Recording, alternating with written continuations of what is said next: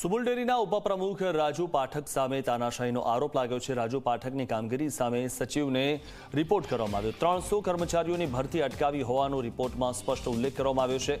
સુમુલ ડેરીની આજે મળનારી બોર્ડ બેઠક મોકૂફ રાખવામાં આવી છે। દક્ષિણ ગુજરાતની સૌથી મોટી ગણાતી સુમુલ ડેરીમાં ફરી વિવાદ જોવા મળી રહ્યો છે। રાજુ પાટકે જે છે 300 કર્મચારીઓની ભરતી અટકાવી દીધી છે। સીધા આપણી સાથે વાત કરવા જયેશભાઈ છે, સુમુલના ડાયરેક્ટર। જયેશભાઈ, કઈ રીતના આખો વિવાદ છે અને કર્મચારીઓની ભરતી અટકાવવામાં આવી છે? કર્મચારીઓની ભરતીની પ્રક્રિયા લગભગ છેલ્લા દોઢેક વર્ષથી ચાલે છે। એના અનુસંધાનમાં પરીક્ષા પણ લેવાઈ ગઈ છે, મૌખિક ઇન્ટરવ્યૂ પણ લેવાઈ ગયા છે, પણ જે રીતે બોર્ડના સભ્યોના વિવાદને કારણે નિર્ણય કરી શકતા નથી। અને હું એમ માનું છું કે આ નિર્ણય ન કરવાને કારણે સંસ્થા અને ખાસ કરીને જે ઉમેદવારો લગભગ 3000થી વધારે જે ઉમેદવારોએ આમાં પરીક્ષા અને મૌખિક ઇન્ટરવ્યૂ આપ્યા છે એને લાગણીને ખૂબ જ મોટી ઠેસ પહોંચી છે।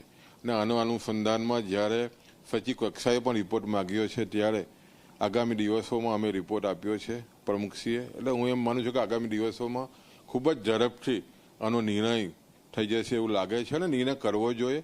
જ્યારે સ્વાભાવિક છે કે ઇન્ટરવ્યૂ થઈ ગયા છે, મૌખિક પરીક્ષાઓ પણ થઈ ગઈ છે અને માપદંડના આધારે કોઈ પણ જાતની લાગવ વગર ખેડૂત પશુપાલકનો દીકરો નોકરી જે રીતે અપેક્ષા રાખી રહ્યો છે એને મળવી જોઈએ। એના અનુસંધાનમાં જે વિવાદ થયો છે કોઈ પણ સંજોગોમાં માનસિંહભાઈ પટેલ ચલાવવા માંગતા નથી। આગામી દિવસોમાં ખૂબ જ ઝડપથી આ નિર્ણય લેવાશે। ભરતી અટકાવવાનું શું છે રાજુભાઈ, શું કામ આ રીતના જે રીતે વિવાદો થઈ રહ્યા છે, ખાસ કરીને ડિરેક્ટરો પોતાની મનમાની કરી રહ્યા છે એને કારણે વિવાદ થયો છે, પણ આગામી દિવસોમાં રાજ્ય સરકાર પણ ગંભીર બની છે। એટલે હું એમ માનું છું કે આનો ચોક્કસ ઉકેલ આવશે।